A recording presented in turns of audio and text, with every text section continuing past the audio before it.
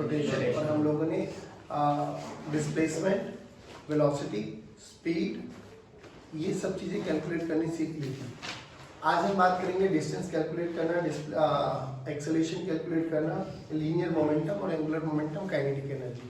ये 4-5 चीजें और देखते हैं, फिर न्यूमेरिकल्स लगा देंगे। देखो, तो हमने ये बात बोला, अच्छा डिस्टेंस अब कैलकुलेट करना थोड़ा सा टिपिकल है, सुनना आराम से। तो हम बात कर रहे हैं कंबाइंड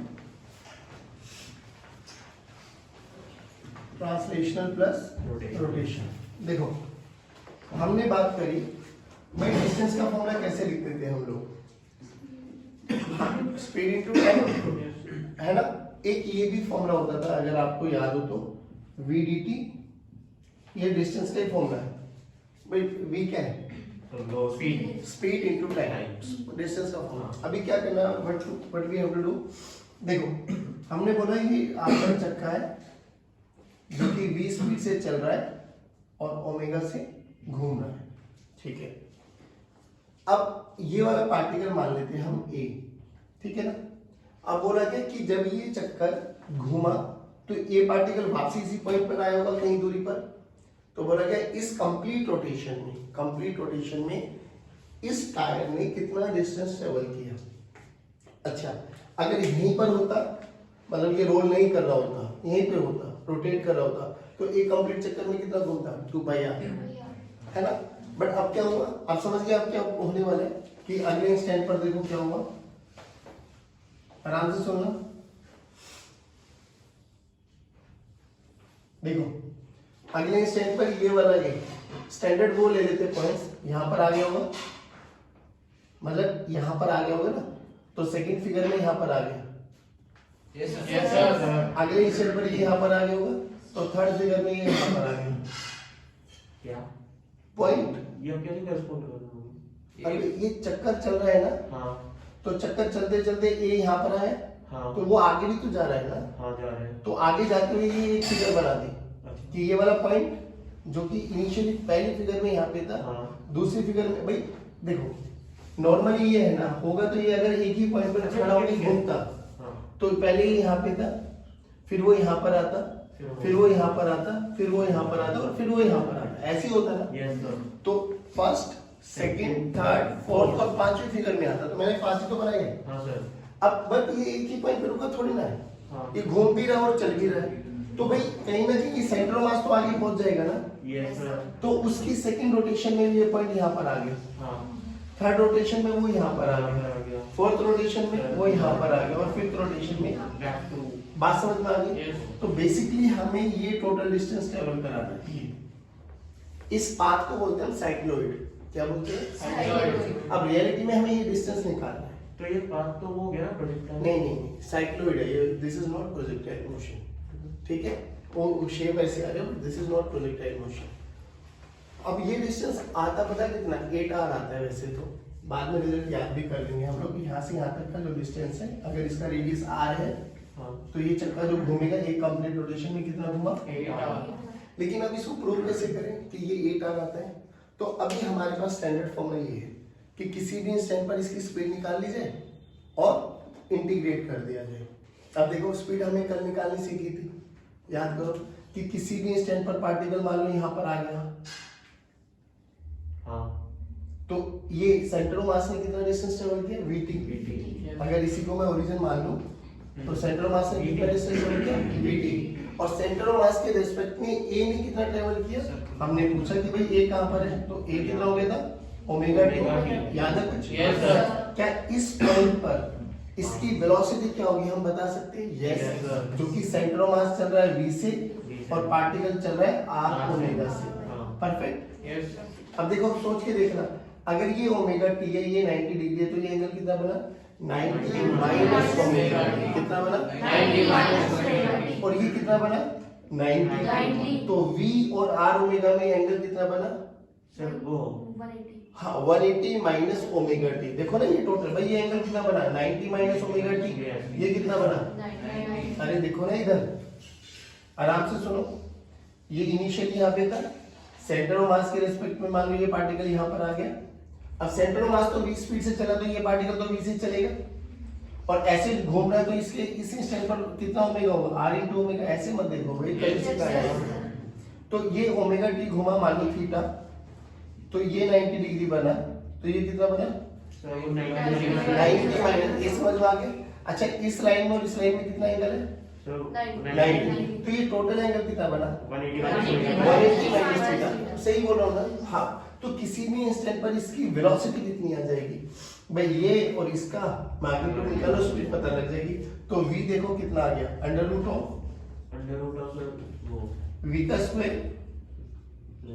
प्लस आर ओमेगा का square plus 2 into V into R omega cos of 180 minus 180 minus लो भैया 180 माइनस ओमेगा टी। ध्यान से रखना 180 minus omega T is cos omega T. एक चीज और, अगर ये प्योर रोलिंग कंडीशन मान लेते हैं कि प्योर रोलिंग कर रहा है, तो बोलो प्योर रोलिंग में क्या बोला था, v इक्वल्स टू स्पीड का मैग्नीट्यूड निकालो बाबा, अंडर रूट ऑफ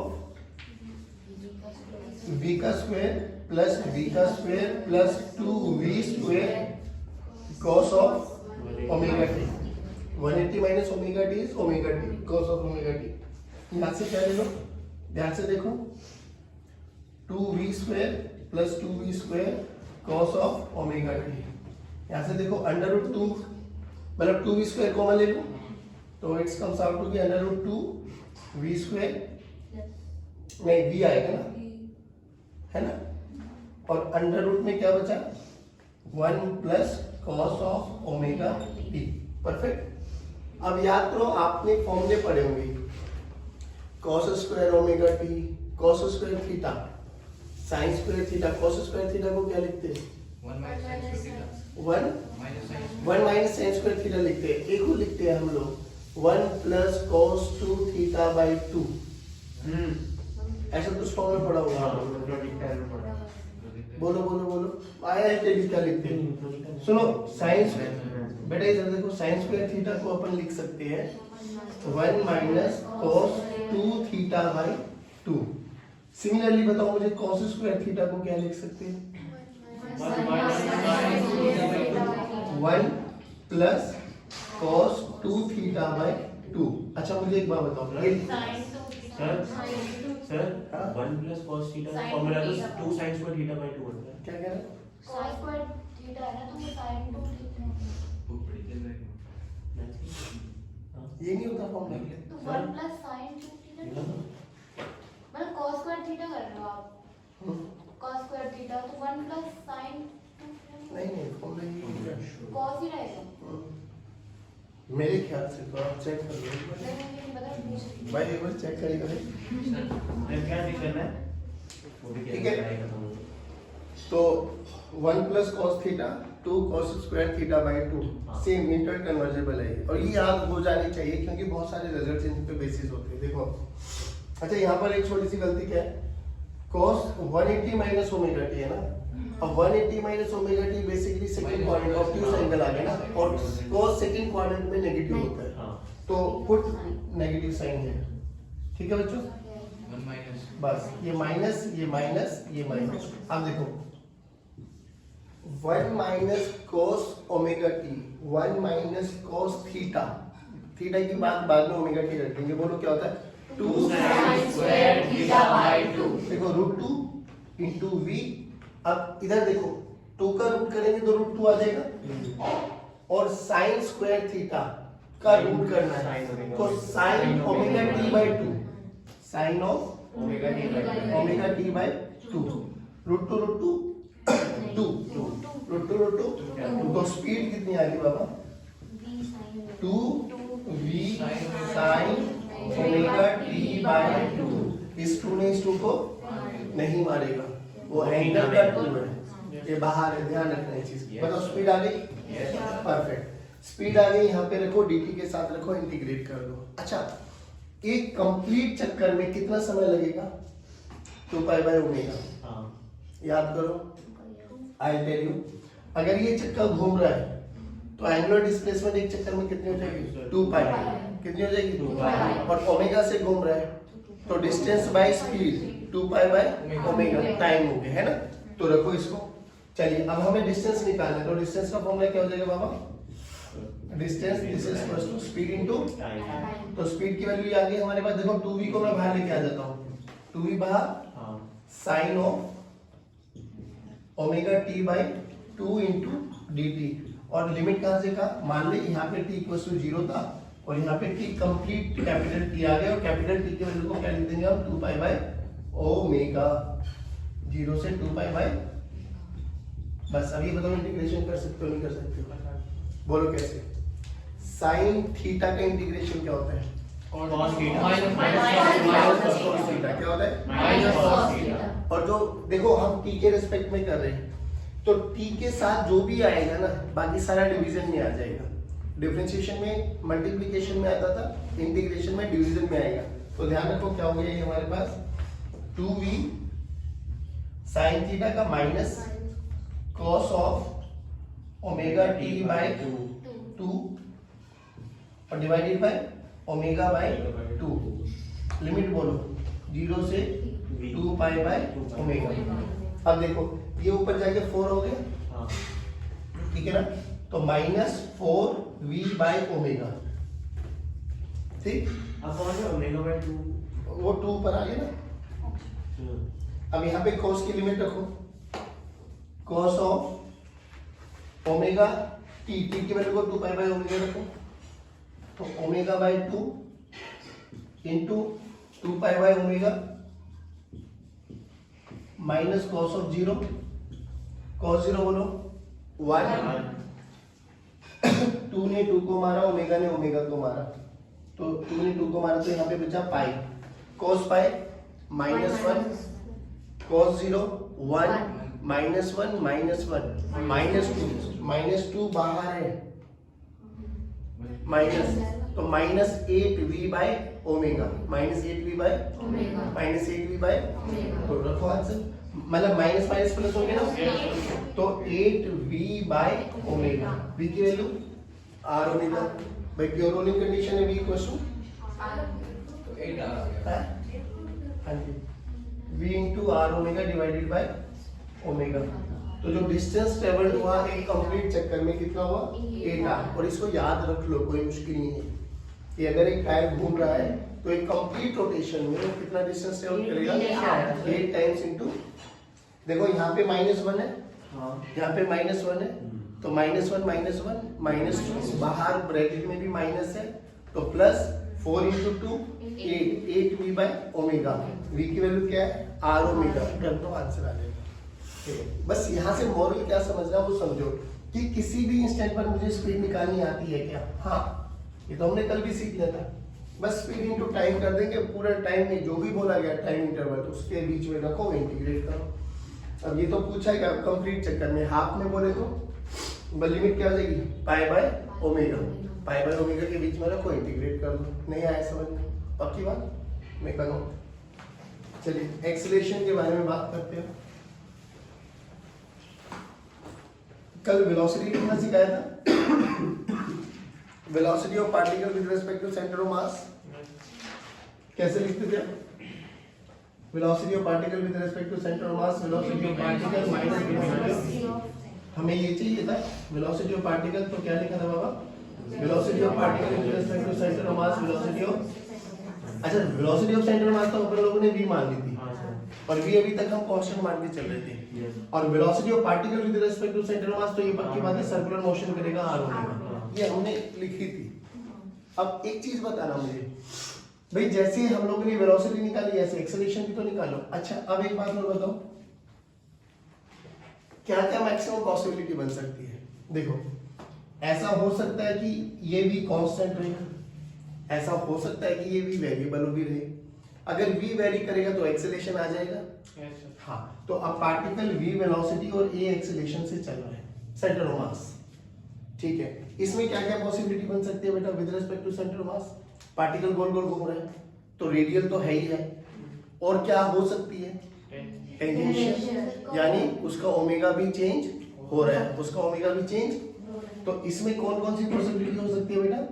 अल्फा भी आ जाए, अल्फा का मतलब उसका ओमेगा भी चेंज हो रहा है और रेडियल तो होगा, ठीक है, फिर वैसे जैसे वहां पे वेलोसिटी निकालते हैं यहाँ पे एक्सेलरेशन निकालो। Acceleration of particle with respect to centre of mass बोलो, acceleration of particle minus acceleration of, अपन को तो ये निकालना है, तो बोलो acceleration of particle with respect to centre of mass plus acceleration of centre of mass. अब सेंटर ऑफ मास की एक्सेलरेशन होगी तो अच्छी बात है, नहीं होगी तो छोड़ देंगे। भाई इस केस में ये है ना कि सोच नहीं हुआ acceleration of centre of mass तो zero. Particle with respect to centre mass की हमें तो वेलोसिटी ऑफ पार्टिकल चाहिए ना, कि जो इस पहिए पे ये वाला पार्टिकल है ये क्या कर रहा है, इसकी क्या एक्सेलरेशन है, मुझे तो ये निकालना है ना। हाँ। उसको निकालने का ये तरीका है। अब मैं ये कह रहा हूँ अगर एक्सेलरेशन ऑफ सेंटर ऑफ मास हुई तो बहुत अच्छी बात, नहीं हुई तो ए की वैल्यू जीरो रख देंगे। और acceleration of particle with respect to centre of mass, दो एक्सेलरेशन होंगी, कौन कौन, ए आर ए टी और प्लस ए सी। नहीं आया भाई, बोलो भाई। Yes sir. ए आर भी हो सकता है, ए आर तो होगा, ए टी हो सकता है, ए सी हो सकता है, होगा तो लिख देंगे, नहीं होगा तो छोड़ देंगे, क्या दिक्कत है। तो देखो ए आर की वैल्यू बोलो omega square into R, A T की वैल्यू बोलो अल्फा इंटू आर, ऐसे मत देखो भाई, प्लस ए। सब बोल गए ना सर्कुलर मोशन, नहीं ये प्रॉब्लम याद है तो बोला पिन। हाँ फिर वही, ये आपको इंटरप्ट कैसे करें आप बोल रहे हो। Okay very good, highly obliged. हमारी बारी का क्या था, तुम्हें तो आता नहीं होगा, उसकी बारी का हाईली ऑब्लाइज्ड। नहीं मैं तो तेरी बातों को कह रहा हूँ, हाईली ऑब्लाइज्ड। नहीं उसने कहा नहीं बोला तो आपने ना कि हम इंटरप्ट कैसे करें, वो उसमें कहा हाईली ऑब्लाइज्ड। आओ बच्चों इधर देखो, अब centre of mass A acceleration से चल रहा है तो हर एक पार्टिकल ए से चलेगा, तो मतलब सेंटर ऑफ मास के लिए तो ये पार्टिकल भी ए से, ये पार्टिकल भी ए से, ये वाला पार्टिकल भी ए से, ये वाला पार्टिकल भी ए से। With respect to centre of mass tangential acceleration भी होगा एटी और रेडियल एक्सेलरेशन भी होगा ए आर। टेंजेंशियल भी होगा एटी और रेडियल तो हमेशा सेंटर की तरफ लगेगा। यस सर, टेंजेंशियल भी होगा एटी और रेडियल होगा ए आर। टेंजेंशियल होगा एटी और रेडियल होगा ए आर। पहले ये बताओ ये समझ में आया क्या? Yes sir. ये with respect to centre of mass वाला, और ये जो देख रहे हैं और ये आपकी सेंटर ऑफ मास के रिस्पेक्ट, मतलब सेंटर ऑफ मास की एक्सेलरेशन है। दोनों को ऐड कर दो। चलो तो कंबाइंड ट्रांसलेशनल प्लस रोटेशन, बोलो इस पॉइंट की एक्सेलरेशन क्या हो जाएगी, एटी ए आर ए। हाँ बोलो। हम इसे ऐसे भी तो देख सकते हैं पहले वाले केस को, जब वो सीधा जा रहा है, ये तब है जब हम देख रहे हैं गाड़ी को चलता हुआ। हाँ बिल्कुल। और ये तब है जब हम पहिए पे बैठ गए। हाँ वो ये सही है। ये पहिए पे बैठ वो ऐसे गया। घूम रहा है। हाँ ये ऐसे घूम रहा है, ठीक है। इसकी बताओ, इस पॉइंट की एक्सेलरेशन इधर है, यस सर। इसकी नीचे नीचे ये आपके एटी आ गए, ये आपके ए आ गया और ये आपका ए आ गया। क्या हर पॉइंट का निकाल सकते हो आप? Yes sir. इसका बोलो इधर ए, इधर एटी और ऊपर ए आ। इसका बोलो इधर ए, इधर एटी और इधर ही ए आ। क्या किसी भी पॉइंट पे निकाल सकते हो? Yes sir. इधर कौन होगा ए, ए, इधर कौन होगा एटी, एटी और इधर कौन होगा? नहीं आया बाबा, ये सेंटर ऑफ मतलब सेंटर एक्सेलरेशन निकालने का तरीका है।